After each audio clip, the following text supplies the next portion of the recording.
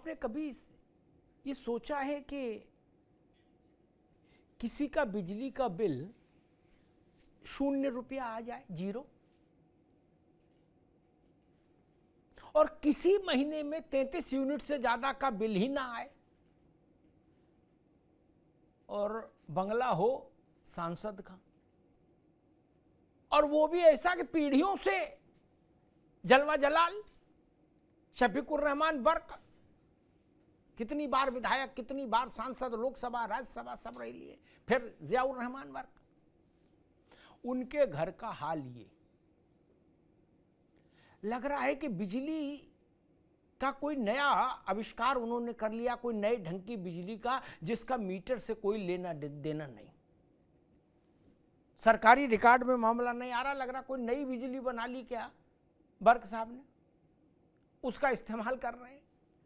और कभी गलती से मोबाइल चार्ज कर लेते होंगे, सरकारी बिजली से तो महीने भर में 33 यूनिट आ गया, यानी एक दिन में 1 यूनिट मैक्सिमम। अब आप सोचिए, झुग्गी वाले भी रश्क कर रहे होंगे कि अम्मा हमारी भी इससे ज्यादा आ जाती 100-150 यूनिट।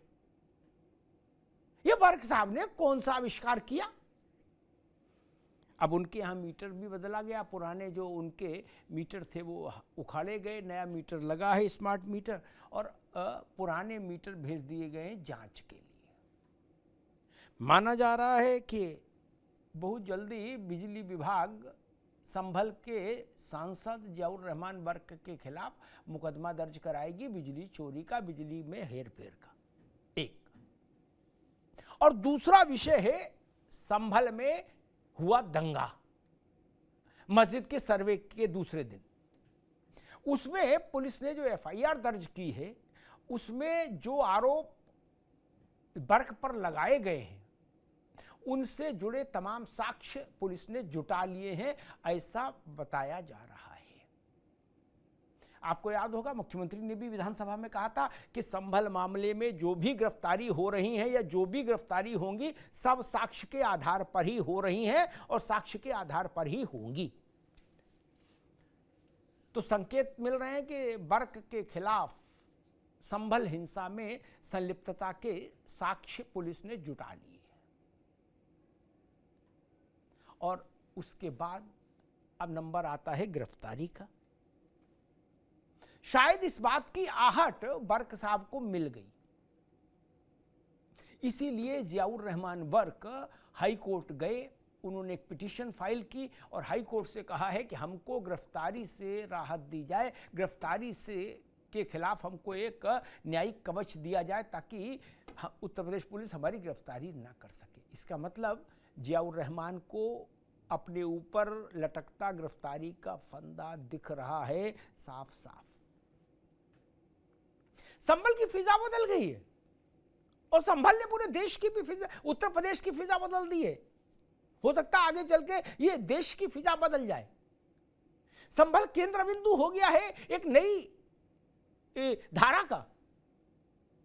संभल में 2 मंदिर मिले जो बलपूर्वक बंद करा दिए गए थे, शक्ति का प्रयोग करके बर्बरता के साथ बंद करा दिए गए थे, भय के कारण, भय के जरिए बंद करा दिए गए थे। उसके बाद से जो सिलसिला शुरू हुआ वो मदनपुरा पहुंचा, बाबा विश्वनाथ की नगरी काशी। मदनपुरा वहां मुस्लिम बहुल इलाका है, वहां बाबा विश्वनाथ का मंदिर मिला, महादेव का मंदिर। वहां शंकर ध्वनि हो रही है, महिलाएं शंकर ध्वनि कर रही हैं कि ताला खोलो। अलीगढ़ में मंदिर मिला है ऐसा ही, जो 4 दशकों से बंद था, और मेरठ में भी एक मंदिर मिला है, पीपलेश्वर महादेव, अगर मैं सही स्मरण कर रहा हूं, जो 42-44 साल से बंद था। वो भी खोजा गया है और वहां भी पूजन अर्चन की व्यवस्था हो रही है। देवालय जागृत हो रहे हैं, प्रकट हो रहे हैं, एक नई धारा चल रही है। सुप्रीम कोर्ट ने कहा था कि कोई सर्वे नहीं होगा, ये बिना सर्वे विग्रह प्रकट हो रहे हैं, बिना खुदाई के प्रकट हो रहे हैं। ताला खोलने की देरी है बस। ये भारत के लोक जीवन में एक नए किस्म की प्रस्तावना है।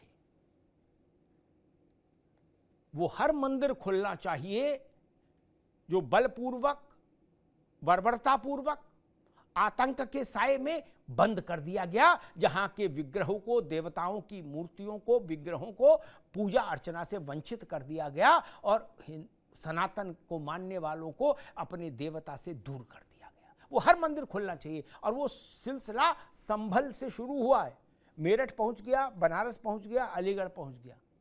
इस सिलसिला आगे भी जाएगा, लिख कर रख लीजिए। हमारे साथियों ने एक रिपोर्ट तैयार की इस सारे संभल एपिसोड पर। पहले आप उस रिपोर्ट को देखिए, फिर मेहमानों से चर्चा कराएंगे, परिचय कराएंगे, फिर चर्चा में जाएंगे।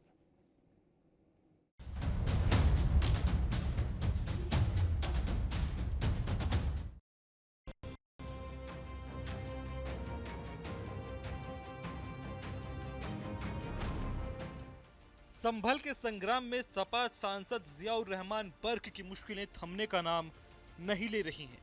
मंदिर मस्जिद के सर्वे में हुई हिंसा के जिम्मेदार में भी जियाउर रहमान बर्क पर एफआईआर दर्ज हुई थी, जिसके चलते सपा सांसद पर कानूनी शिकंजा कसता जा रहा है। अब खबर है कि हिंसा मामले में उनके ऊपर दर्ज हुई एफआईआर को रद्द कराने और गिरफ्तार न करने की अर्जी लेकर वो हाई कोर्ट पहुंचे हैं। तो ये सब बिलावरी की बात है, इसमें हकीकत कुछ नहीं है। हाँ, बेगूसराय का मामला फिर ये सब बिल्कुल सुईता फावड़ा बनाया जा रहा है। अच्छा, नोटिस दिया था मकान को आपने, जवाब दे दिया आप लोगों ने? हाँ, वो उसका जवाब हम दे रहे। बाकी कैसे हालात शहर के, क्या लगता है? शहर के फिलहाल सही है, लेकिन और सही हो जाएंगे। पुलिस छड़ी आए तो सांसद जी कब आएंगे?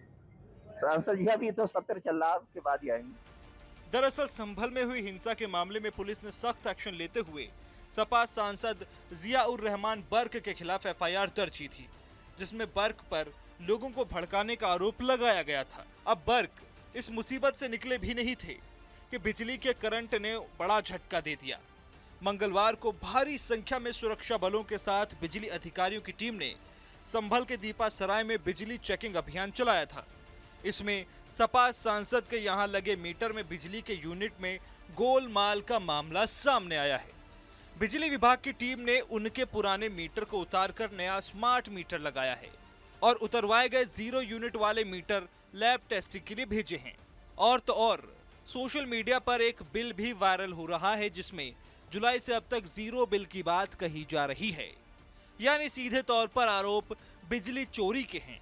हाँ, वो तो सभी को सील करके लैब में टेस्ट होगा, उसको जांच क्या बिजली चोरी का भी कोई मामला है क्या? ये तो जांच करने के बाद पता चलेगा क्या है। नहीं, स्मार्ट मीटर पहले क्यों नहीं लगा था?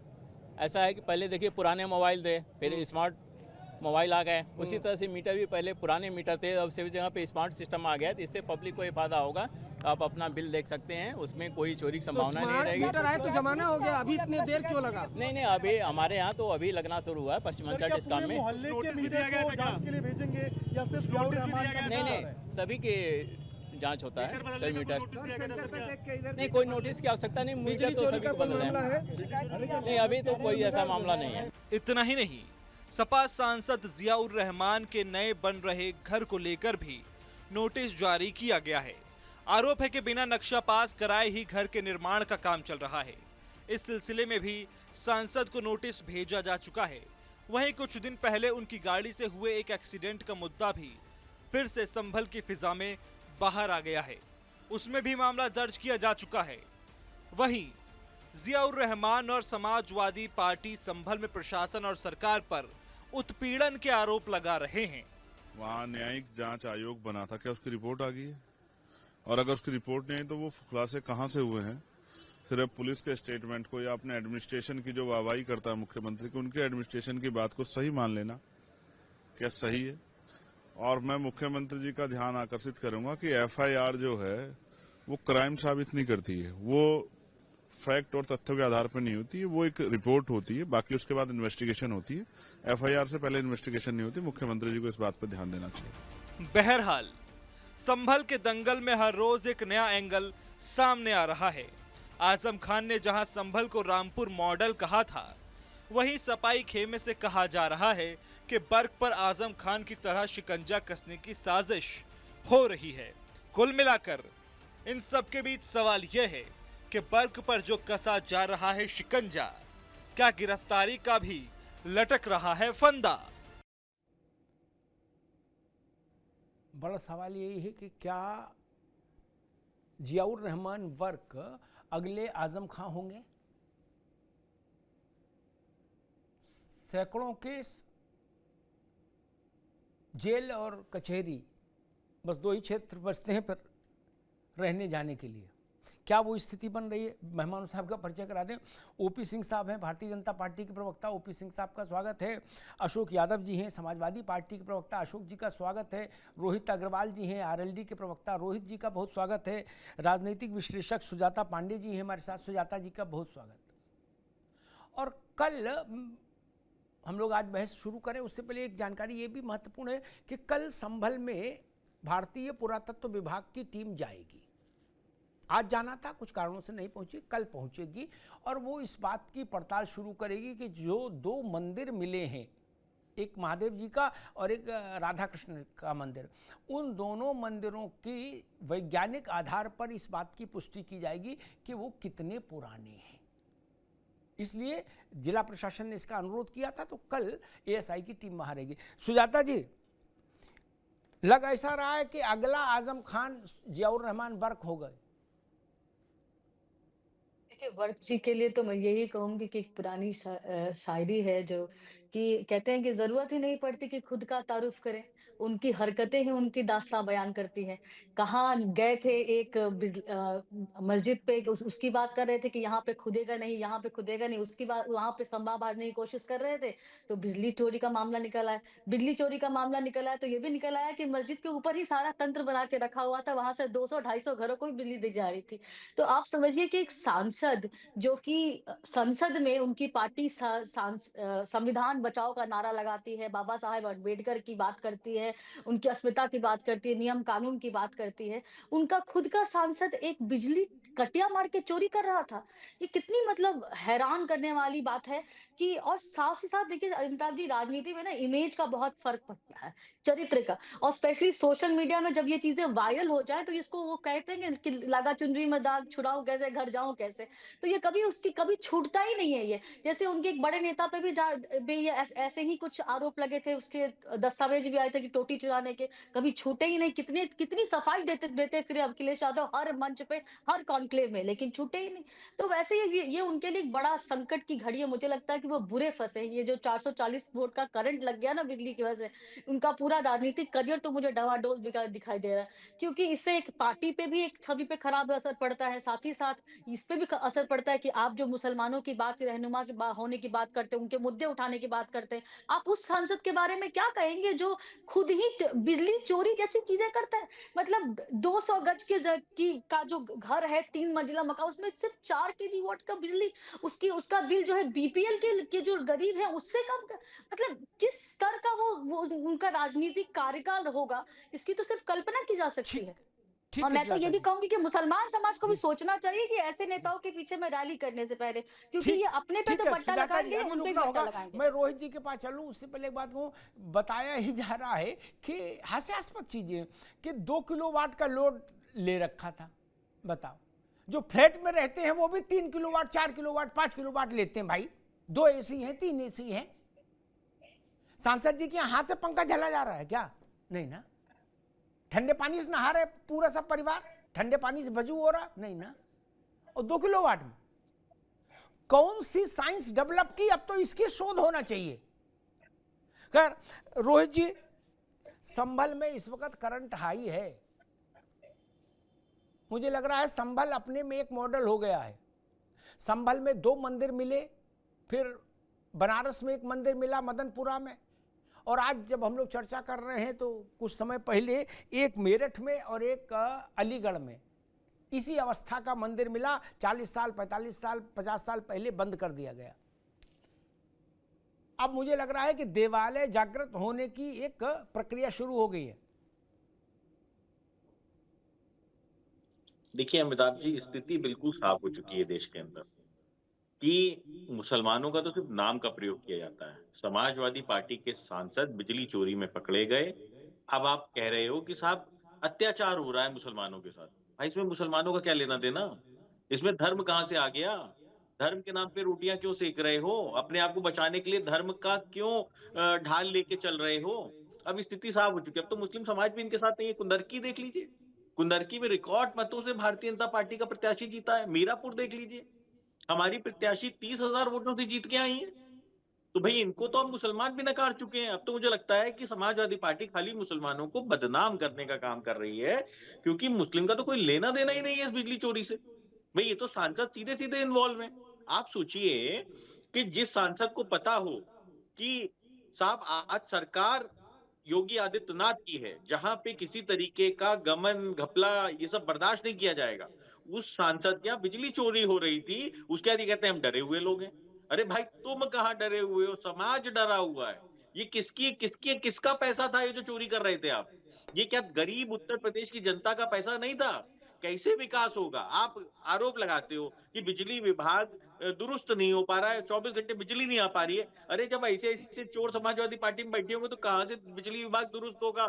जो बिजली विभाग के अंदर सेंध लगा रहे हैं, जो खुद जिम्मेदार हैं, जो खुद सांसद बने बैठे हैं, उनका एक भाई विधायक है, उसके बाद अगर ये स्थिति है कि वो खुद बिजली चोरी कर रहे हैं, तो भाई इससे ज्यादा बताइए इससे बड़ा और क्या हो सकता है आईना दिखाने के लिए? ये तो सिर्फ धर्म के नाम पे राजनीतिक गद्दी ढूंढने का काम कर ठीक है रोहित भाई, रुकना होगा, दोबारा मैं आऊंगा। अशोक जी, मुकदमा उसमें भी है, दंगे में भी है, नोटिस अतिक्रमण में भी है वर्ग के खिलाफ, और एफआईआर बिजली में भी होने जा रही है क्या? लेकिन इसमें सबसे ज्यादा पार्टी को शर्मनाक स्थिति में डालने वाली चीज मेरे ख्याल से बिजली चोरी होगी, नहीं? क्योंकि दंगों में तो नाम बहुतों का आता रहा, आजम खान का भी रहा, वर्क शफीकुर रहमान का भी रहा, बहुत सारे लोगों का रहा। लेकिन ये बिजली चोरी का कलेश नया है। ये मुर्गी चोरी जैसा मामला बन रहा, बकरी चोरी, मुर्गी चोरी, आजम खान के ऊपर जो लगा था, उसी क्लास का। अशोक जी, अमिताभ जी ने आपने ही सवालों का जवाब दे दिया कि जिस तरह से हमारे पूर्व सांसद माननीय आजम खान साहब के खिलाफ बकरी चोरी, मुर्गी चोरी जैसे मुकदमे लगाकर उनका चरित्र हनन करने का प्रयास किया गया, जिस तरह से हमारे राष्ट्रीय अध्यक्ष जी का ऊपर चोरी का आरोप लगाकर उनका चरित्र हनन करने का प्रयास किया गया, तो ये चरित्र हनन का प्रयास इनका बहुत पुराना है। और ये विपक्ष के नेताओं का तो चरित्र हनन करते ही हैं, लेकिन अगर इनके भी शीर्षस्थ नेता के खिलाफ कोई इनके नेता बड़ा होने लगता है तो उसका भी चरित्र हनन लोग करने लग जाते हैं। तो ये एक तरह से कैरेक्टर असोसिएशन का प्रयास है हमारे सांसद का, और इसके लेकर के जांच होगी, स्थिति क्लियर हो जाएगी, इसमें कहीं कोई दिक्कत नहीं है। हम लोग तो यही करें, जांच करो आप, अगर चोरी पकड़ी जा रही तो कार्रवाई करो। जांच करने के पहले कैसे आप किसी को आरोपी मतलब किसी को अपराधी बना देते हो? भाई ये बड़ा सवाल उठता है, ये बहुत बड़ा सवाल उठता है। अमिताभ जी देखिए, जो अशोक भाई एक मिनट, रोहित अभी अशोक भाई एक मिनट, फिर आप बोलिए, एक सेकंड लूंगा मैं बहस में। इसमें नहीं कि सपा का है, बसपा का है, भाजपा कांग्रेस नहीं, लेकिन कोई सांसद, कैसा भी सांसद हो, ये गया गुजरा हो, ये तो गए गुजरे नहीं। शफीकुर रहमान बर्क तो भौकाली आदमी थे इनके बाबा, और ये पॉलिटिकल फैमिली है, सरसब्ज है क्या? ये पसमानदा थोड़ी ना, ये तो तुर्क हैं। जो तू तुरक नहीं आया, कबीरदास ने लिखा, आन रास्ते क्यों नहीं आया, तुर्क है। इनके घर में बता रहे कि कभी अल्लाह के फजल से है कोई मंत्री, मुख्यमंत्री सरकार रही हो, बिजली का कोई मंत्री रहा हो, लेकिन इनके मैक्सिमम 33 यूनिट से ज्यादा कभी बिल नहीं आया। 33 यूनिट का बिल तो पान वाले खोखे में नहीं आ रहा। अशोक जी, ये तो समझने की बात है ना। कुछ चीजें ऐसी होती जिनके लिए जांच की भी जरूरत नहीं होती भैया। अमिताभ जी, कुछ चीजें जो वायरल हो रही हैं, इनके बिजली बिल जो वायरल हो रही हैं सोशल मीडिया पे, उसमें कई लोग बताए कि वो 1911 का मीटर दिखा रहा है उसमें। तो उस दौरान में मीटर का मुझे लगता है कि आविष्कार ही नहीं हुआ था जब का वो दिखा रहा है उसमें वायरल वीडियो में। तो इस तरह की चीजें लोग करते हैं किसी के चरित्र के ऊपर लांछन लगाने के लिए। तो ये इस तरह का चीजें जो है समाज जानता है कि ये क्यों ऐसा किया जा रहा है। और रह गई बात, आपने जो संभल का टॉपिक उठाया, अमिताभ जी ये देखिए, धर्म और सामाजिक न्याय की लड़ाई आज से नहीं चली आ रही, ये सदियों से चली आ रही है। एक तरफ धर्म है, जो एक तरह से देखा जाए तो पोखरे के किनारे जो आदमी बैठ के कटिया फंसाता है, मछली से चारे से मछली फंसाता है, उसी तरह से भारतीय जनता पार्टी आरएसएस धर्म का इस्तेमाल करती हैं, पीडीए के लोगों को मछली समझ के उनको फंसाने का काम करती हैं। लेकिन वही सामाजिक न्याय के आंदोलन चलाने वाली समाजवादी पार्टी और हमारे तमाम जो सहयोगी दल हैं, वो लोग उन मछली जो पीडीए के रूप में जो हम लोगों का इस्तेमाल किया जा रहा है भाजपा आरएसएस के द्वारा, उसको हम लोग बचाने का काम कर रहे हैं। ये लड़ाई आज से नहीं है, ये संभल में जो भी आप देख रहे हैं, संभल या पूरे हिंदुस्तान में जो जगह जगह मंदिर और क्या क्या चीजें खोजा जा रहा है, ये उसी तरह का चारा तैयार किया जा रहा है। ये चारा जो है लोगों के दिमाग को ब्रेन वॉश करने के लिए, और भारतीय जनता पार्टी आरएसएस मिलकर उस चारे से पीडीए का शिकार कर रही है, उनकी नौकरियों का शिकार कर रही है, उनके हक और हकूक का शिकार कर रही हैं। आपने देखा हो कल माननीय योगी जी का विधानसभा में उन्होंने बोला ना, 69,000 शिक्षक भर्ती में कोई घोटाला नहीं हुआ है। आपके साथ मैं कई एपिसोड कर चुका हूं आप ही के चैनल पर, और वहां पे हाई कोर्ट का आदेश, राष्ट्रीय पिछड़ा वर्ग का आयोग का आदेश, सब चीख चीख के चिल्ला रहे हैं घोटाला हुआ घोटाला हुआ, और मुख्यमंत्री जी कह रहे हैं कोई घोटाला नहीं हुआ। तो आप इस बात को समझ लीजिए कि किस तरह का घोटाला चल रहा है योगी सरकार में और मोदी सरकार में, पिछड़ों और दलितों को दबाने के लिए। ठीक है, ठीक है। दो बातें कहूंगा, फिर ओम प्रकाश ओपी सिंह जी के पास चलूंगा। एक नई बात कह रहा हूं, इसको जरूर सब लोग जहन में रखें। सुजाता जी आप भी ध्यान देना, ये जो देवालय जागृत हो रहे हैं ना अशोक भाई, ये बात इससे पहले किसी ने नहीं कही, ये वास्तविक सामाजिक न्याय है। भारत के बड़े समाज के विग्रहों को, देवताओं को ताला लगा दिया, उनके अंदर मिट्टी भर के। इससे बड़ा सामाजिक न्याय क्या होगा? होना ही चाहिए ये। जब बलपूर्वक, निर्ममता पूर्वक देवालय बंद किए गए थे, वो सामाजिक अन्याय था। अशोक जी, सामाजिक न्याय केवल यही नहीं होता कि काची, कोरी, कुर्मी इनकी जातियां गिनाओ।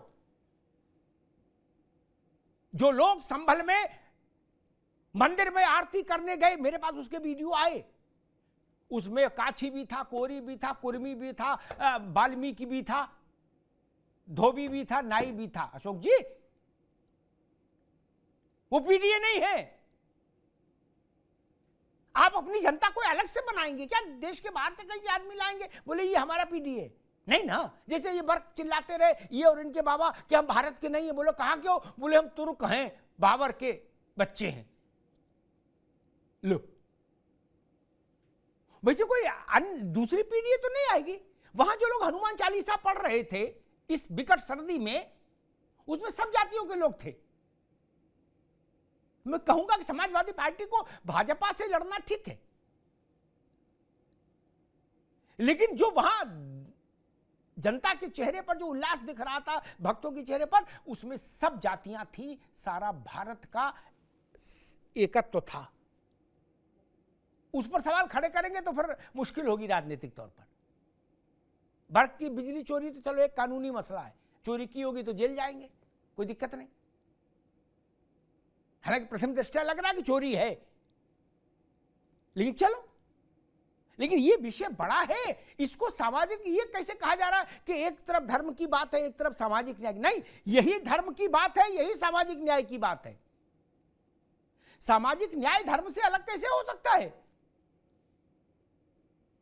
ये प्रचार कौन लोग कर रहे हैं कि जो पिछड़ा है, जो दलित है, वो चाहता है कि भगवान का मंदिर बंद रहे बलपूर्वक।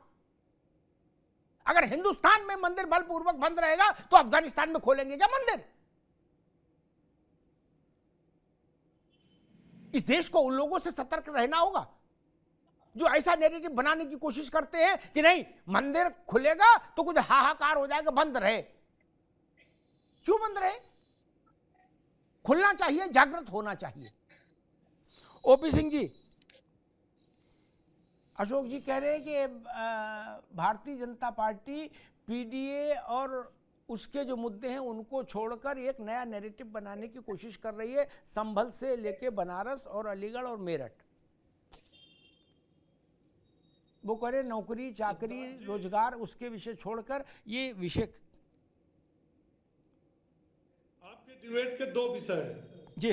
माननीय सांसद जियाउर रहमान की बिजली चोरी और संभल में मंदिरों का मिलना, ये दो विषय है। पहले विषय पर पहले मैं आता हूं। संभल नहीं पूरे, अब तो अशोक- उत्तर प्रदेश में मिल रहे, अलीगढ़, मेरठ, बनारस, जी जी संभल। जी हाँ, जी जी जी अशोक यादव जो बोल रहे हैं वो समाजवादी पार्टी बोल रही है और उसका अर्थ है चोरी ऊपर से सीना जोरी।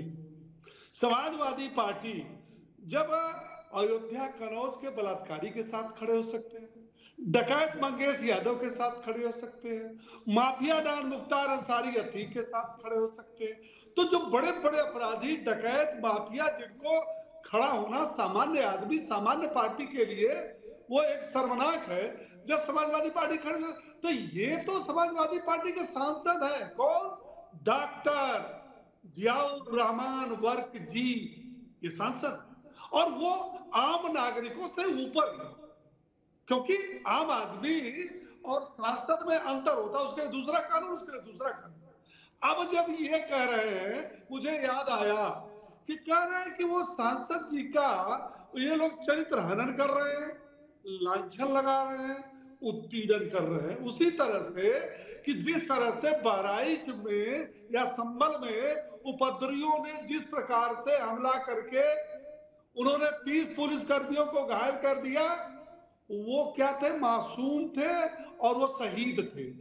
उस तरह से आप ये बताइए, इनको ये पूछना चाहिए कि जियाउर रहमान के घर में उनके नाम से कनेक्शन है, 2 किलोवाट का है, ओम प्रकाश सिंह जौनपुर में रहते हैं, उनके घर 2 एसी लगी है, 1 गीजर लगा है, 6 किलोवाट है, सामान्यतः 5,000, 6,000, 7,000 रुपया बिल देता हूं, और उनके यहाँ जुलाई से नवंबर 5 महीने तक 0 यूनिट, 0 यूनिट, 0 यूनिट, मतलब बिजली चल रही है, मीटर बंद है, और भाई गलती से 15 दिन 20 दिन 1 महीने 5 महीने में 0, और जुलाई में जानते हैं कितना है, 13 यूनिट।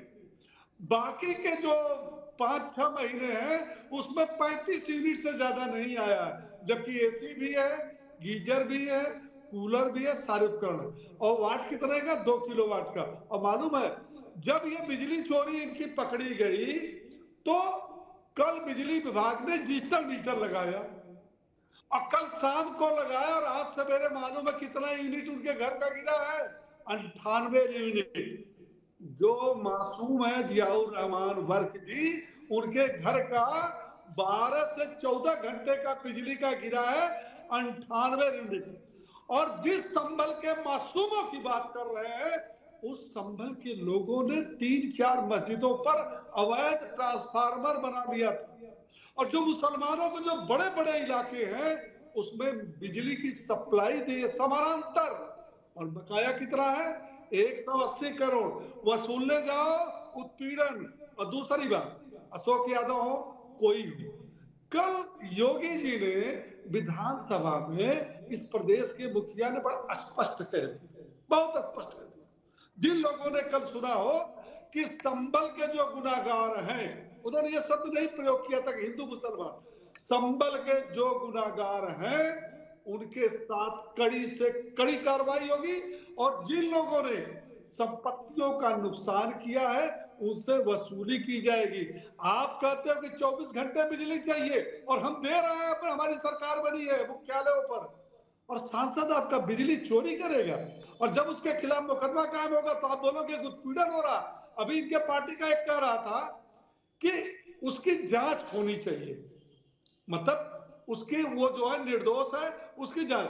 दूसरी बात भैया, ये जितने मंदिर मिल रहे हैं उसके या जितने मंदिरों के मुकदमे चल रहे हैं, किसी में पक्षकार भारतीय जनता, आरएसएस, विश्व बजरंग दल, विश्व हिंदू परिषद नहीं है, वहां का स्थानीय आदमी है। अब आप कहोगे कि भारतीय जनता पार्टी करा रही है। दूसरी बात, एक जो मंदिर कल मिला है, 2 मंदिरों का है, एक 46 साल से बंद है, और दूसरा मंदिर 1992 का जो दंगा हुआ, हिंदुओं ने पलायन किया, और मैं ये दावे के साथ कह सकता हूं प्रदेश और देश में कि जहां जहां मंदिर मिले हैं वो मुस्लिम इलाके में मिले हैं, चाहे मदनपुरा का इलाका हो और चाहे संभल का इलाका हो। जब दंगे किए, मुसलमानों को पलायन किया तो उस मंदिरों में ताला जड़ दिया और ऊपर से उन्होंने मस्जिद का रूप दे दिया। ये दूसरी बात, एक बात कह के मैं समाप्त करता हूं। ये बार बार कहते हैं कि वर्ष 1991 वर्षिप 1991 से अयोध्या नहीं थी। बाकी मंदिर और मस्जिद पर आज भी वर्षिप 1991 लागू है, लेकिन ये लागू नहीं है कि मेरे मंदिर को ताला बंद कर दो। और अशोक यादव, आप भी एक भारतीय हो, आप भी एक हिंदू हो। मुलायम सिंह यादव ने बनारस में ज्ञानवापी में सिंगार गौरी मंदिर का ताला प्रशासन से बंद करा दिया था। उनसे पूछिए कि वर्षिप 1991 का क्यों उन्होंने उल्लंघन किया। दूसरी बात, 1990 के पहले जो संभल, एक सेकंड, संभल का जो मस्जिद है वो हरिहर मंदिर था, कुआं था, वहां जाकर के बाल मुंडन होता था, अन्नप्राशन होता था, हिंदू जाते थे। ठीक है ओपी सिंह जी, ठीक यादव ने ताला जड़ दिया। आपने बात रखी अच्छे से, ठीक है ओपी सिंह जी, ठीक है। सुजाता पांडे, एक मुझे लग रहा है एक नया अध्याय शुरू हो रहा है देश में। उसका प्रस्थान बिंदु संभल है, लेकिन वो एक नई चीज शुरू हो रही है कि दंगों के कारण, हिंसा के कारण, भय के कारण, आगजनी के कारण, क्योंकि जब दुकानें जला दी गई, लोग जिंदा फूंक दिए गए। 1978 का जो दंगा है उसके किस्से में यहां नहीं बताना चाहता। एक घर में 20, 22, 24 लोग मौजूद थे हिंदू। उस घर के ऊपर वो गन्ना की खोई और टायर फेंक कर, तेल फेंक के आग लगा दी। सब 24 हिंदू वहीं भस्मीभूत हो गए। जब ऐसी स्थितियां होंगी तो मंदिर बंद हो ही जाएंगे, ढकी जाएंगे। मंदिरों के ऊपर लोग मकान बना लेंगे, छज्जा लगा लेंगे। अब ये एक सिलसिला शुरू हुआ है, संभल में 2, अलीगढ़ में 1, मेरठ में 1 और काशी में 1। ये पिछले 3-4-5 दिनों में इतने मंदिर प्रकट हुए हैं, इतने मंदिर खोजे गए हैं। क्या ये काशी, मथुरा, अयोध्या की मुक्ति के जो अभियान थे भारत के, क्या उससे आगे जाके ये एक नई किस्म का प्रयोग है? क्योंकि मुझे लगता है हर शहर में ऐसे मंदिर हैं। सुजाता जी, अमिताभ जी, अगर आप देखेंगे इन सारे समाचारों को, तो यहाँ पे सरकारें नहीं खोद रही हैं वो। अगर आप देखेंगे यहाँ पे जो संभल में जो कूप भी मिले हैं, वो जो लोकल लोग हैं जो जिनको छोड़ने पे मजबूर कर दिया गया था।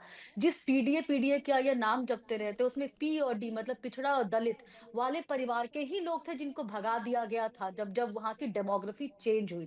तो ये, मैं तो इसको कहूंगी कि ये न्याय है प्रकृति का, क्योंकि असामान्यता आप कब तक कोई चुप बैठे, कब तक वो जो अग्नि है, जो अपमान की अग्नि है कि हमारे मंदिरों को ढक के, हमारे मंदिरों को तोड़ के, उसकी मूर्तियों को के ऊपर वजू करके, सालों साल वजू करके, और उसके ऊपर फिर भी कहना कि वो मस्जिदें जो है वो पुरातन काल से, जबकि सबको पता है कि आपके धर्म का इतिहास क्या है और हमारे धर्म का इतिहास क्या है। तो मुझे तो लगता है कि ये जब समाज संघर्ष करता है ना अमिताभ जी, तो सत्ता भी उसके साथ, सत्ता के पास और कोई विकल्प नहीं रहता उस समाज के साथ खड़े होने का। तो ये, अब आप इसको कोइंसिडेंस कह लीजिए कि राम मंदिर बना है और शायद उसके वजह से जो चीजें परिवर्तित हुई हैं उसका कोइंसिडेंस कह लीजिए, या फिर कह लीजिए कि ये प्रकृति का न्याय है कि यहाँ की जहाँ खुदा वहां खुदा, जहाँ नहीं खुदा वहां भी खुदा। तो अब अभी मुस्लिम पक्ष को अगर ये डिनाई करेंगे तो फिर ये बुरे फंसेंगे, क्योंकि इन्होंने जब डिनाई किया तो उसमें इनके तो दस्तावेज है, बाबरी नामा है, अकबरनामा है, बड़ी बड़ी चीजों में लिखा गया है। उन्होंने जो जिनको ये पुरखे मानते हैं, उन्होंने तो साफ साफ कहा है कि हमने मंदिरों को तोड़ा, और उसको बहुत बहुत विस्तार से बताया है कि किस तरह से इस्लाम की स्थापना करने के लिए तोड़ा। तो वहां पे बुरे फंसेंगे। इनके पास क्या विकल्प है? इनके पास विकल्प ये है कि ये भाईचारा रटते रहते हैं, वो आज भाईचारा प्रूव करने का दिन है। आप प्रूव करने का टाइम है कि जब आप उस पे कहेंगे कि हाँ, काशी मथुरा पे कोई कॉम्प्रोमाइज नहीं है, द्वारका पे कोई कॉम्प्रोमाइज नहीं है, आप एक हाथ बढ़ाइए तो शायद ये सिलसिला कहीं थमे।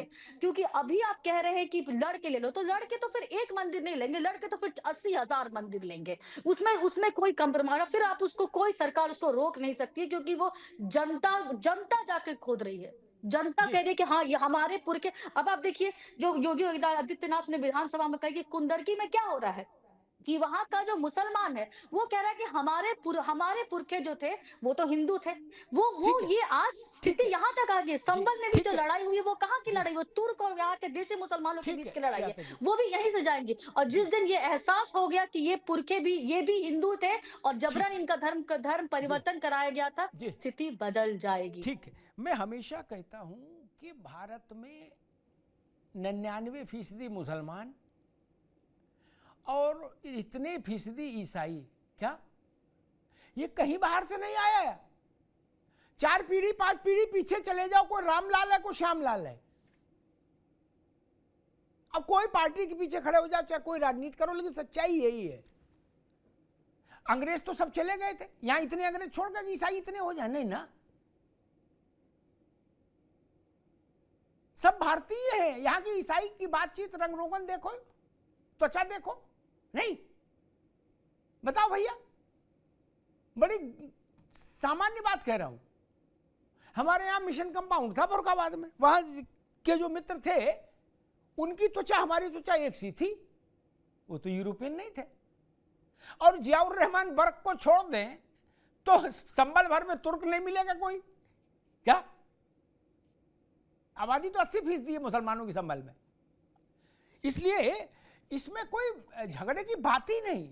कन्वर्जन हुआ है, उसी का सब खेल है। वरना अकबर बाबर के साथ वहां समरकंद से घोड़े पे बैठ के आए थे क्या इतने लोग? नहीं ना। खैर, रोहित अग्रवाल जी, समाजवादी पार्टी कह रही है कि भाई हमारे सांसद की छवि खराब करने की कोशिश हो रही, जैसे आजम खान की छवि खराब करने की कोशिश की गई थी। और भारतीय जनता पार्टी और उसकी सरकार वास्तविक मुद्दों से ध्यान हटाना चाहती है, इसलिए संबल जैसे प्रयोग किए जा रहे हैं।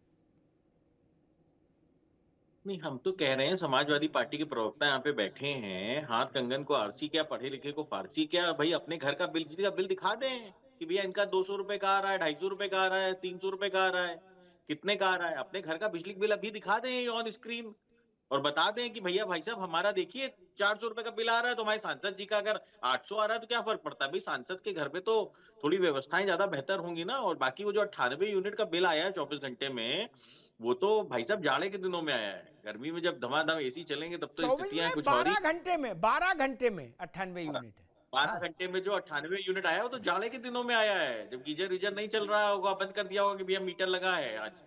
तो जब सोचिए, जब अगर गर्मियों में एसी चलेंगे धड़ाधड़, तब कितना बिल आता होगा, कितनी की चोरी होगी। खैर चलिए, कोई बात नहीं। अब इन लोग समाजवादी पार्टियों का तो चरित्र ही यही है, इन्होंने तो हमेशा जनता का शोषण किया है, जनता के पैसों का शोषण किया है, लूट की है, भ्रष्टाचार किया है। तो इनको क्या कहना, ये तो इनका चरित्र है। तो एक चोरी पकड़ी गई, अब बाकी सांसद और विधायकों के भी घर की चेकिंग हो जानी चाहिए ताकि स्थितियां क्लियर हो जाए। मैं तो कह रहा हूँ सारे सांसद और विधायकों के घर की चेकिंग हो जानी चाहिए ताकि स्थितियां क्लियर हो जाए कि भाई कौन कौन चोरी कर रहा है, कौन कौन नहीं कर रहा है।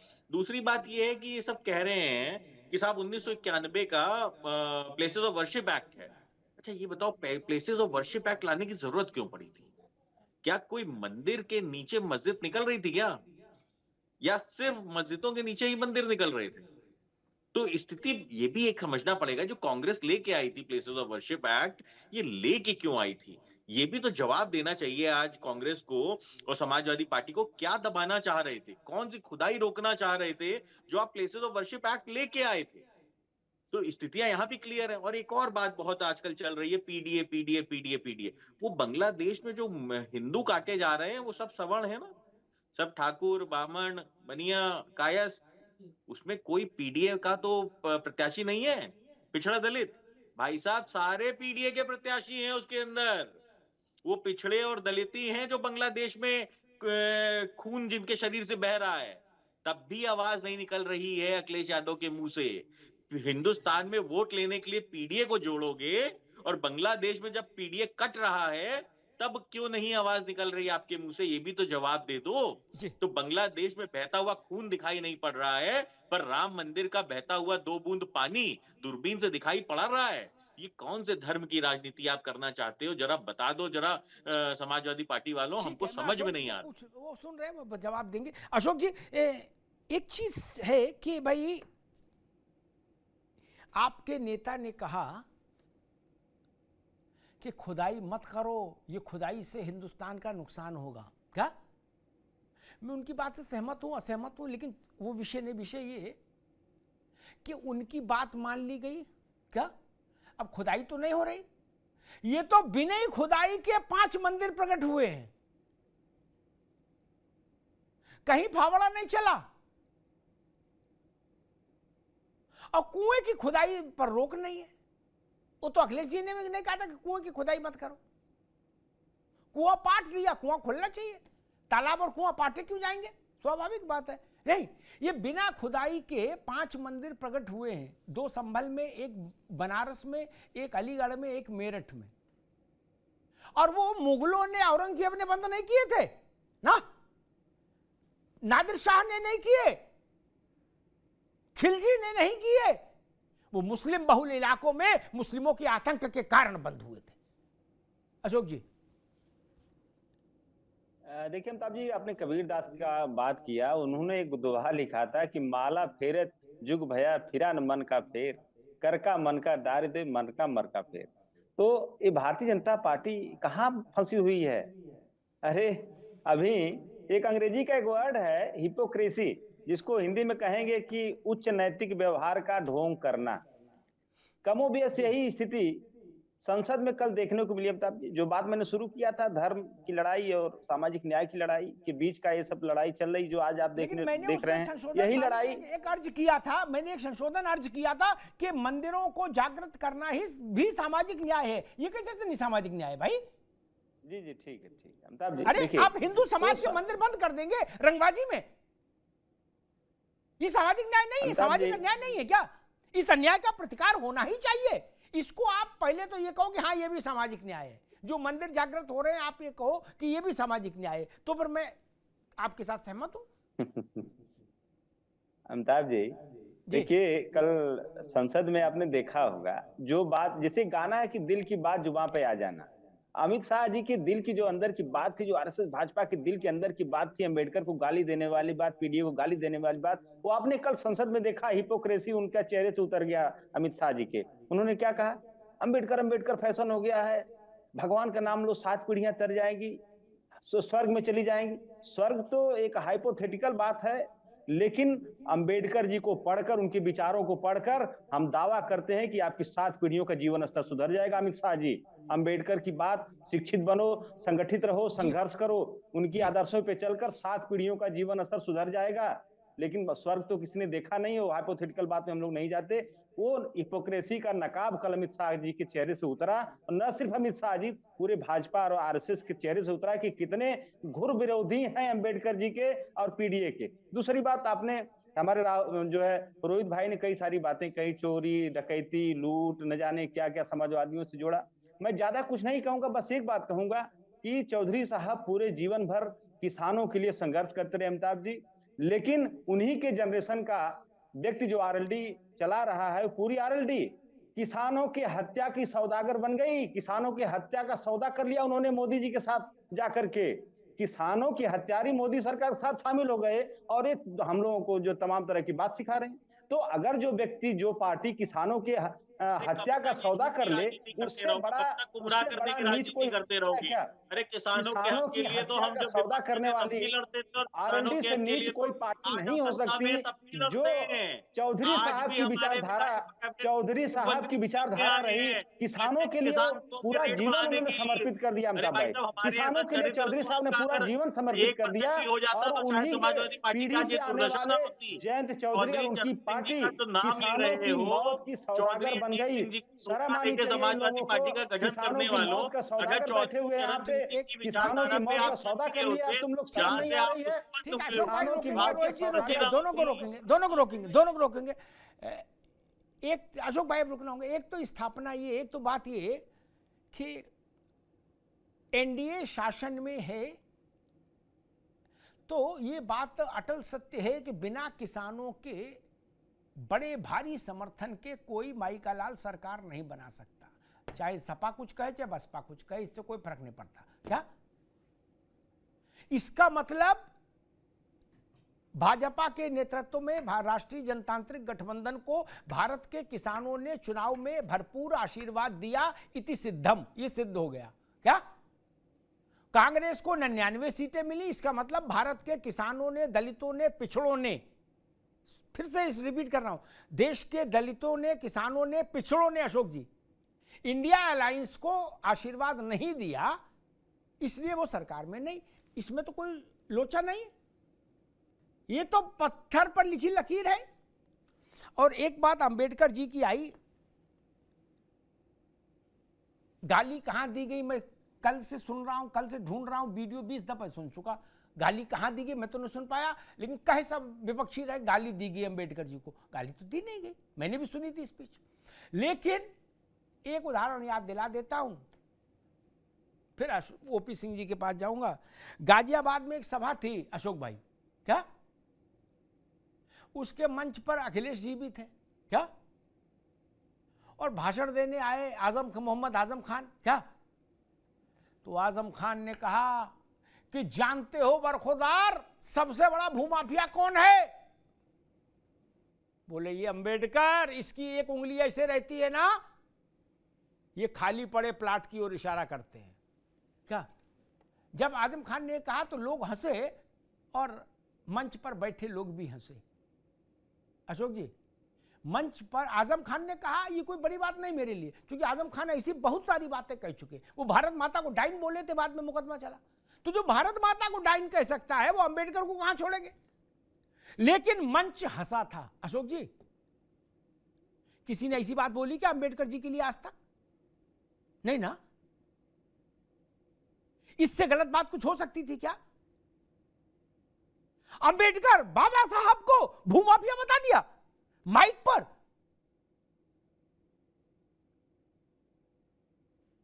यह गाली है। अमित शाह जी ने क्या कहा? यही कहा कि हम जितना आप अंबेडकर अंबेडकर करते हो, आजकल ये फैशन चल गया है, इतना भगवान का नाम लेते स्वर्ग चले जाते। ये कटाक्ष है,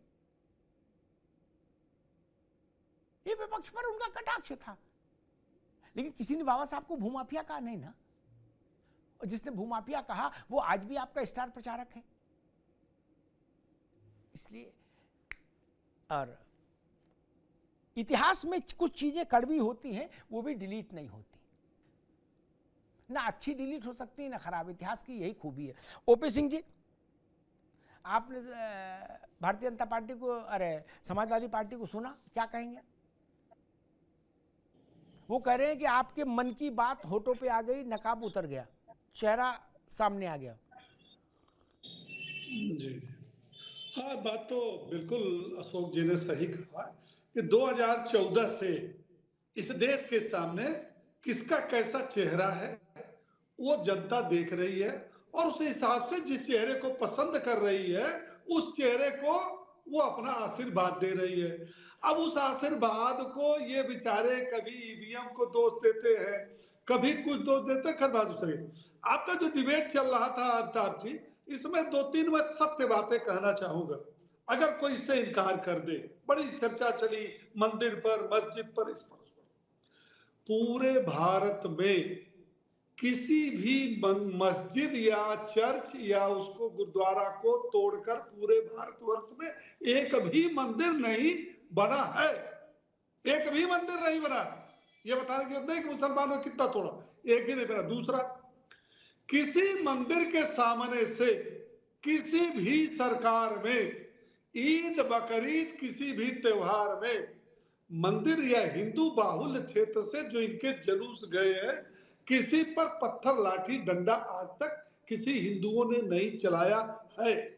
नंबर 3, कोर्ट ने किसी मंदिर या धार्मिक स्थल की सर्वे करने की जब भी कोई आदेश देश आजादी के बाद से दिया है, हिंदुओं ने कभी पत्थर लाठी नहीं चलाया है। लेकिन कल विधानसभा के अंदर एक बात बड़ी आश्चर्यजनक है। इनके समाजवादी पार्टी के विधायक एक नवाब जी हैं, उनका पूरा नाम मैं भूल रहा हूं, उन्होंने कहा कि भारतीय जनता पार्टी ने कुंदरकी में वोटों को लूट लिया। साहब, वोट नहीं लिया, जनादेश नहीं लिया, वोट लूट लिया। पूरा संसद देख रहा भैया, विधानसभा लूट लिया भाजपा ने, सरकार ने? कहे हाँ, क्योंकि वहां 65% मुसलमान है, वहां हिंदू जयवीर सिंह कैसे जीत सकते राजवीर सिंह? मतलब कि जहां मुसलमानों की आबादी है वहां हिंदू नहीं कतई जीत सकता, और जहां हिंदू की आबादी है वहां मुसलमान जीत सकता है आराम से। एक धर्मनिरपेक्ष देश है, और ये बात संसद में और विधानसभा में चल रही है। समाजवादी पार्टी के लोग ताली बजा रहे हैं कि 65%, 67% कुंदरकी में राजवीर सिंह कैसे जीत गए, वोटों की लूट हुई। तो वही किसी ने कहा इसका मतलब कि हिंदू क्षेत्र में देश के अंदर किसी मुसलमान को नहीं जीतना चाहिए। नंबर 3, मैं स्पष्ट 2-4 बातें, बाकी तो अंबेडकर जी के बारे में चलेंगे। पाकिस्तान, बांग्लादेश में आज भी प्रतिदिन हिंदुओं के मंदिर तोड़े जा रहे हैं। भारतवर्ष में एक भी मस्जिद नहीं टूटा है। जम्मू कश्मीर के देश के अंदर हमारे सैकड़ों मंदिरों को तोड़ दिया गया। ये जो लोग बैठे तुष्टीकरण की राजनीति करने वाले, ये क्यों नहीं समझते इस बात को? दूसरी बात, इन्होंने अशोक जी ने कहा, अंबेडकर जी, आजकल जो ये कांग्रेस के साथ ये चल रही है ना गलबैया चल रही है अफ्ताब जी, नेहरू जी जब अंबेडकर जी चुनाव लड़ रहे थे तो नेहरू जी अंबेडकर के खिलाफ गए थे चुनाव प्रचार में। और दूसरी बात, 75 साल में 55 साल तक कांग्रेस की सरकार रही और मुलायम सिंह यादव मनमोहन सरकार के समर्थक रहे। बाबा साहब को क्यों नहीं भारत रत्न की उपाधि दे दिया? क्यों नहीं किसानों के मसीहा चौधरी चरण सिंह को दे दिया? क्यों नहीं किसानों के नेता कर्पूरी ठाकुर को दे दिया? इन्होंने किसको दिया? गांधी परिवार, और गांधी परिवार के हितों को रखने वाले लोगों को इन्होंने भारत रत्न का पुरस्कार दिया। किसी को नहीं दिया, कभी नहीं दिया।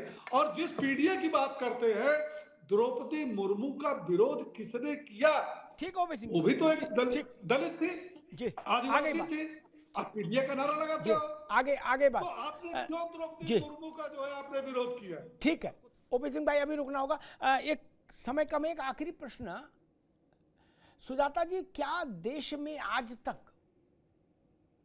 कभी ऐसा हुआ, पूरा पश्चिम उत्तर दक्षिण चारों दिशाओं में नजर दौड़ा के देखिए, कि किसी मुस्लिम समुदाय के समूह ने आकर ये कहा हो कि भाई ये जो फला मंदिर है, चाहे गली का मंदिर हो चाहे बड़ा मंदिर हो, है ये जो मंदिर है ये हमारी मस्जिद को तोड़ के बनाया गया है, और इसका जो शिल्प है वो भी मस्जिद का शिल्प है, और इसमें मस्जिद का सामान भी लगा दिख रहा है हमको? ऐसा कोई एक केस आया? अमिताभ जी, मेरी जानकारी में तो नहीं है। आप मुझसे बड़े विद्वान हैं और शायद यहाँ पैनल में पढ़े हुए किसी से भी पूछ लीजिए, किसी से नहीं है। इनफैक्ट जब के मोहम्मद ने कहा था कि कुतुब मीनार जो बनी थी वो जैन टेम्पल्स को गिरा के बनी थी, तो उस पे मुसलमानों ने उनका विरोध किया। विरोध ही नहीं किया, उनको मुसलमान मानने से ही मना कर दिया।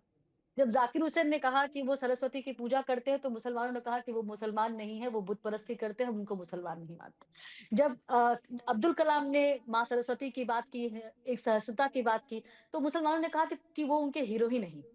तो ये समाज का एक आईना है जो दिखाता है कि शायद इस समाज ने गलत हीरोज चुन रखे हैं। मैं काशी विश्वनाथ की बात करती हूँ, मैं वाराणसी से आती हूँ, और मैं ये पूछना, मैंने उस समय भी डिबेट में सबसे पूछा था, बहुत सारे मौलाना बैठे हुए थे, उनसे पूछा था कि क्या किसी ने भी, किसी एक व्यक्ति को पता नहीं चला कि वहां पे विश्वेश्वर महादेव हैं और आप वहां रोज वजू करते हैं? मतलब बाहर आके आप उसी गंगा जमुनी तहजीब की बात कहते हैं कि संसाधनों पे हमारा हक है, हमें ये मिलना चाहिए, रिजर्वेशन मिलना चाहिए, वो मिलना चाहिए, ऐसा मिलना चाहिए। और इस देश के हिंदू के सबसे बड़े स्थल पे आप वजू करते रहे, थूकते रहे, अपने पैरों की गंदगी उस पर डालते रहे। और जब वहां पे महादेव के निकलने की बात हुई तो आपने कहा कि नहीं वो तो फव्वारा है। और फव्वारा ही कहा ही नहीं, हर एक मुस्लिम नेता ने, मुझे याद नहीं कि एक भी शायद अलग हो जिसने उस फव्वारे का मजाक बनाया। शायद यही सच है इस देश के छद्म सेकुलरिज्म की और छद्म भाईचारे की। ठीक है सुजाता जी, मुझे शायद ये बातें रोहित अग्रवाल, यही प्रश्न आपसे, क्या ऐसा कभी कोई केस आया क्या कि किसी 4 मुसलमान इकट्ठे हुए, उन्होंने कहा भाई ये मंदिर जो है ये यहाँ 25 साल पहले 50 साल पहले मस्जिद थी और उसको तोड़ के बना दिया गया? अगर होता तो जरूर आता ना, कोई रोक तो थी नहीं किसी के ऊपर। देखिए अमिताभ जी, मैं यही समझाने की कोशिश कर रहा हूँ, कहने की कोशिश कर रहा हूँ कि भाईचारे का मतलब यही होता है कि अगर आपके पूर्वजों से गलती हुई है तो उसको मानिए और उसको सुधारिए। भाई जितना जल्दी आप सुधार लेंगे तो ये तो मुद्दा ही खत्म हो जाएगा ना, वरना आने वाली पीढ़ियां भी लड़ेंगी इसी मुद्दे के ऊपर। और आने आप क्यों मौका दे रहे हैं राजनीति करने का? अगर आप कहते हैं कि आज राजनीति हो रही है मंदिर मस्जिद के मुद्दे पे, तो आप राजनीति मत होने दीजिए ना। आप आगे बढ़िए, आप कहिए हमारे दादा से गलती हुई थी, तो बाबरनामा है, बाबरनामा को उठा के देख लीजिए। और ये तो सबको पता है ना, ये तो खुद ही कह रहे हैं कि हाँ भाई साहब गलती तो हुई थी, लेकिन अब इस गलती को सुधारो मत, जो है उसको वैसे ही रहने दो। प्लेसेस ऑफ वर्शिप एक्ट आप क्यों लाए? क्योंकि आपको पता था कि भाई गलती तो हुई है, और प्लेसेस ऑफ वर्शिप एक्ट लाके आपने कहा कि ये गलती को सुधारने की जरूरत नहीं है, जो जैसे है वैसे रहने दो। ऐसा ये कौन सा भाईचारा हुआ? भाईचारे का अशोक तो यादव मतलब जी, ये हुआ ठीक कि है रोहित आप भाई, आगे बढ़िए। अशोक यादव जी, यही प्रश्न आपसे, क्या ऐसा कोई दृष्टांत समाजवादी पार्टी के पास कभी आया, कोई ऐसा प्रत्यावेदन आया कि भाई आप हमारी मदद करो, मुलायम सिंह जी के समय से लेके आज तक, कि हमारी मदद करो, फलानी जगह मंदिर मस्जिद को गिरा के मंदिर बना दिया गया, ये अब उसके नीचे मस्जिद है, मंदिर के नीचे, ऐसा कोई आया दृश्य? अमिताभ जी देखिए, हमारे जो 1991 प्लेसेस ऑफ वर्शिप की जो बात यहाँ पे हो रही है, ये बहुत सोच समझ के बनाया गया था ताकि इस देश में इस तरह के रैट माइनर्स की फौज न खड़ी हो जाए, जो कि फावड़ा कुदार लेकर के पूरे हिंदुस्तान में हर मस्जिद के नीचे मंदिर खोजे, जिससे रोज नए नए विवाद हो जाए, जिसमें हमारे मूलभूत मुद्दे दफन हो जाए। इस बात को लेकर के 1991 वर्शिप एक्ट आया था कि आदमी अब आगे बढ़ जाए, जनता आगे बढ़े और विकास की तरफ देखे, महंगाई, बेरोजगारी, नौकरी चाकरी ये सब देखे। लेकिन ये लोग इसी बात पे उलझा के रखे हुए अमिताभ जी। और लास्ट बात आपको खुदाई से उलझन थी अशोक जी, आपको खुदाई से नाराजगी थी, अब की भगवान ने ऐसी कृपा की कि बिना खुदाई मंदिर मिल रहे हैं और जगमग हो रहे हैं, नहीं 5 मिल चुके अब तक। अमिताभ जी देखिए, ये इस तरह का, इसमें तो आपत्ति नहीं, अब इसमें बता दो पार्टी का रुख, ये जो 5 मंदिर मिले हैं इनमें जगमग होने से तो आपत्ति नहीं? अमिताभ जी आपने 5 का नाम लिया ना, हाँ। ये 2027 तक 5000 खोजेंगे ये लोग, अभी तो 5 खोजे हैं ना, 5000 50,000 खोजेंगे, 2027 तक खोजेंगे, और कुछ कोई काम नहीं इनके पास है। नहीं खोजे, लेकिन हम लोग भी खोज रहे हैं कि आज अगर भारतीय जनता पार्टी के अंदर और बाहर दोनों जगह पीडीए सुरक्षित है। अवधेश योगेश वर्मा भाजपा विधायक, उनको पीटा गया, कौन पीटा? अवधेश सिंह, माननीय मुख्यमंत्री जी का स्वजाति, उस बेचारे को न्याय नहीं मिला, वहां भी न्याय नहीं मिला। विधानसभा में 69,000 शिक्षक भर्ती के मामले में कई बार बात हुई, हमारे भाजपा के साथियों ने कहा, वो अधिकारियों ने बरगला दिया था मुख्यमंत्री जी को। अब तो कल ये बात साबित हो गई कि मुख्यमंत्री जी की सहमति से आरक्षण लूटा गया। अब इसमें तो कोई बात गड़बड़ है नहीं, शीशे की तरफ साफ हो गया मामला। ठीक जी, मुझे लगा था कि समाजवादी पार्टी अब इन जो मंदिर मिल रहे हैं इन पर खुश होगी। ओपी सिंह जी भी, अरे अशोक यादव जी भी पूजा पाठ करते हैं। ये जो समस्या है ना कि ना हम बोलेंगे नहीं, मुंह में एक लौंग दबा चुप हो जाएंगे, ये नहीं कहेंगे नहीं मंदिर का ताला खुल गया अच्छा हुआ। अरे इसमें क्या है दिक्कत है? इसमें तो कोई गोली नहीं चली, कहीं खुदाई हुई नहीं, रेड माइनर साहब जो कह रहे वो तो नहीं आई नहीं इनमें।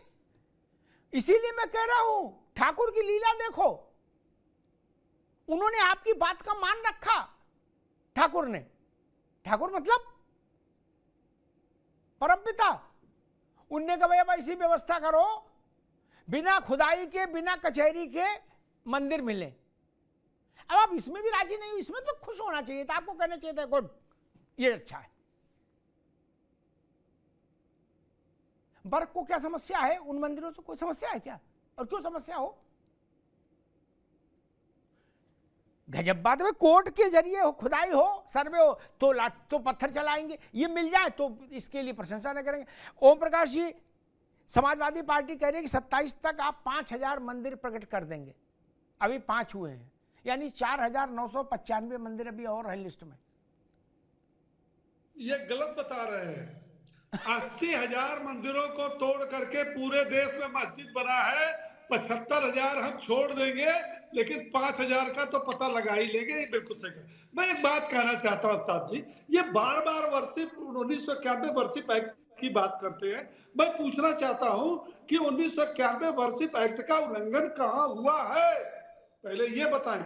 हाँ, इनके नेता स्वर्गीय मुलायम सिंह यादव ने 1991 वर्षीय पैक्ट का उल्लंघन किया है। उन्होंने अपने प्रभाव से मुख्यमंत्रित्व काल में सिंगार गौरी का पूजन पाठन जो सैकड़ों साल से चल रहा था उसको बंद कराया है। उन्होंने वर्षीय पैक्ट का उल्लंघन करते हुए संभल के मस्जिद जो हरिहर मंदिर था जहां हिंदुओं का प्रवेश था, पूजा पाठ होता था, मुस्लिम तुष्टिकरण उस मंदिर को बंद कराया था। तो वर्षीय 1991 एक्ट का उल्लंघन तो इनके नेता ने किया। दूसरी बात, सर्व जगत विद्यमान है। मुलायम सिंह ने कहा था कि अयोध्या में मस्जिद को बचाने, मुसलमानों को खुश करने के लिए अभी तो 60 लाशें गिरी है, अगर इसके लिए हमें 600 लाशें गिरानी पड़ती तो हम गिरा देते। तो आप तो स्वयं भाई मुल्ला मुलायम टोपी गोल वाली पहन करके तुष्टिकरण के लिए आप कमर कस पर, लेकिन एक बात सुन लो, अब वो जो 80% जो आप कहते हो ना हिंदू, वो जाग चुका है। अब वो अपनी लड़ाई खुद लड़ रहा है। भारतीय जनता पार्टी नहीं लड़ रही है, लेकिन भारतीय जनता पार्टी उन हिंदुओं के साथ, भावनाओं के साथ है। हिंदू भावनाओं के 80 करोड़ हिंदू भावनाओं के 80% हिंदू भावनाओं के साथ है और रहेगा। अब आपने जो किया है, जो ना ये भाईजान वाली नमाज जो आपने पढ़ी है, वो भाईजान वाली नमाज भारतीय जनता पार्टी नहीं पढ़ेगी। और इन्होंने बहुत सही कहा कि 2027 तक पूरे देश में 5000 मंदिरों को हम खोज निकालेंगे। ठीक, 2-3 चीजें बड़ी महत्वपूर्ण है। जियाउर रहमान का क्या होगा? जियाउर रहमान उतनी बड़ी शख्सियत नहीं, उसका मान लो जेल भी चला जाए तो कोई बहुत फर्क नहीं पड़ता। देश के लिए कोई ऐसी स्थिति नहीं। वो समाजवादी पार्टी के लिए थोड़ा विषय होगा 1-2 दिन के लिए, बाकी उससे कोई बहुत फर्क नहीं। बड़ा विषय क्या है, कभी इस पर चर्चा नहीं हुई। अब चूंकि पूजा स्थल कानून आ ही गया बहस में, इसलिए मुझे स्मरण आ गया। कभी इस पर चर्चा नहीं हुई कि कहा गया, अशोक जी नई बात है, सामान्यता बहसों में नहीं मिलेगी। कहा यह गया कि पूजा स्थल विधेयक में कि 15 अगस्त 1947 को जो जैसा है वैसा, ठीक, लेकिन जिन पर 15 अगस्त 1947 में विवाद था कि ये कैसा है, उनका विवाद तो पहले फैसल होगा ना। कोई कानून कैसे रोक लगा देगा उस पर? 15 अगस्त 1947 में ये पान की दुकान थी या चाय की दुकान थी, वैसी रहेगी।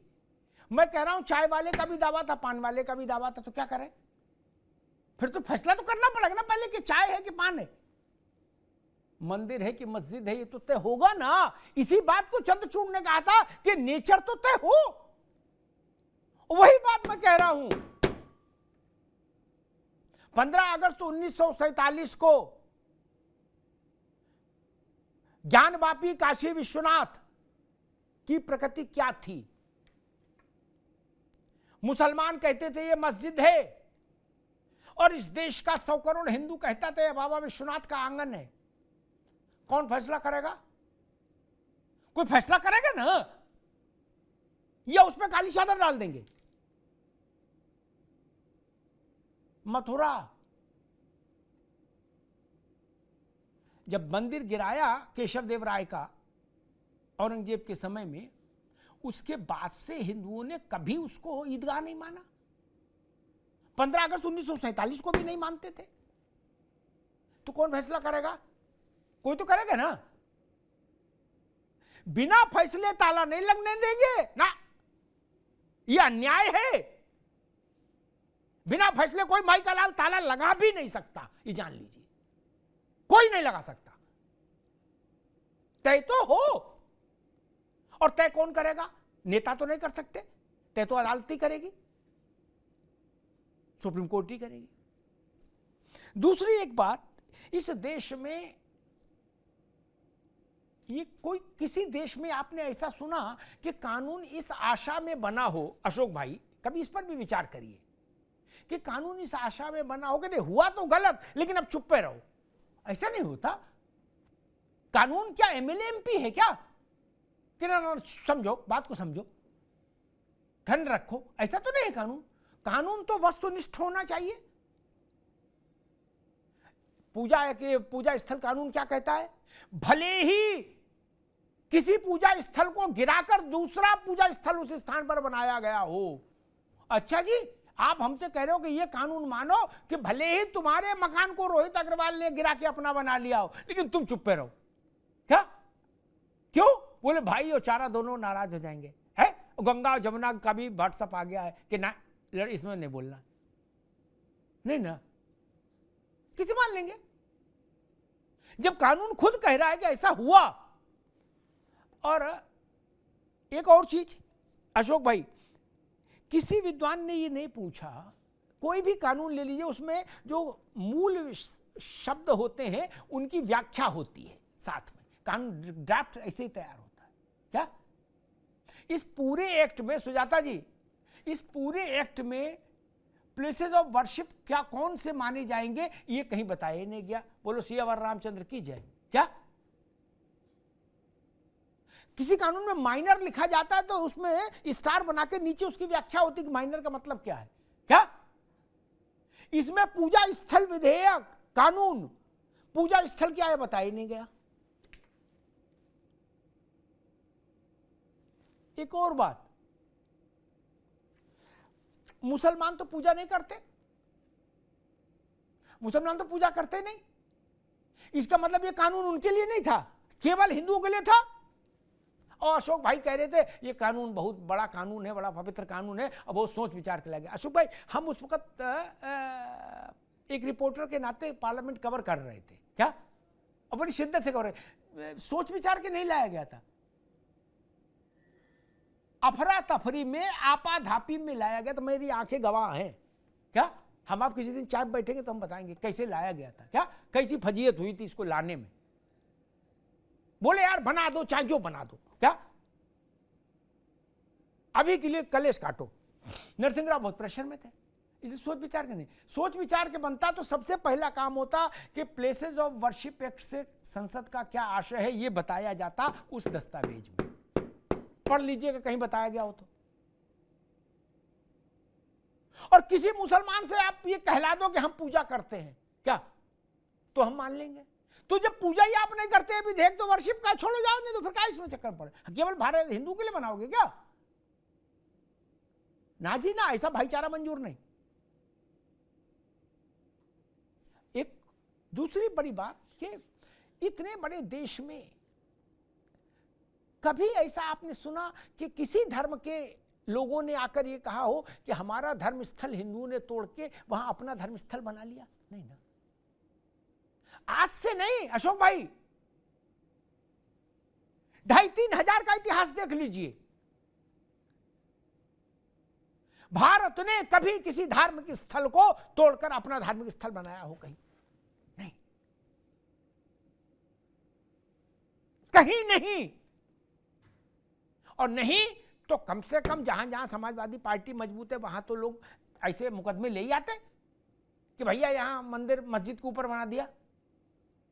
नहीं ना, इसलिए मैं कहता हूं कि और अब जो मंदिर प्रकट हो रहे हैं उनमें तो किसी को ऐतराज ही नहीं होना चाहिए। ना वर्शिप एक्ट का लफड़ा, ना खुदाई का लफड़ा, ना बवाल का लफड़ा। तुम रक्षक काहू को डरना, बस चल रहा है, प्रकट हो रहे हैं। इसमें क्या समस्या? इसमें तो मुसलमान को भी समस्या नहीं होनी चाहिए और किसी राजनीतिक दल को भी समस्या नहीं होनी चाहिए मेरे हिसाब से। भय प्रकट कृपाला दीन दयाला परमात्मा है, कहीं प्रकट हो जाए। मैं वीडियो देख रहा हूं, भक्त कितना मुदित हैं। उसमें सपा का वोटर भी है, भाजपा का भी है, कांग्रेस का भी है, बसपा का भी है। अशोक भाई, क्या सब है, हर वर्ग है समाज का। हनुमान जी को कोई एक वर्ग में बांध देंगे आप? राधा कृष्ण को एक वर्ग में बांध देंगे? नहीं ना। इसलिए मैं कहता हूं इस सत्य के साथ चलिए जो भारत का सत्य है। पार्टियों का सत्य अलग अलग हो सकता है लेकिन भारत का सत्य एक ही है, उसके साथ चलिए। धन्यवाद।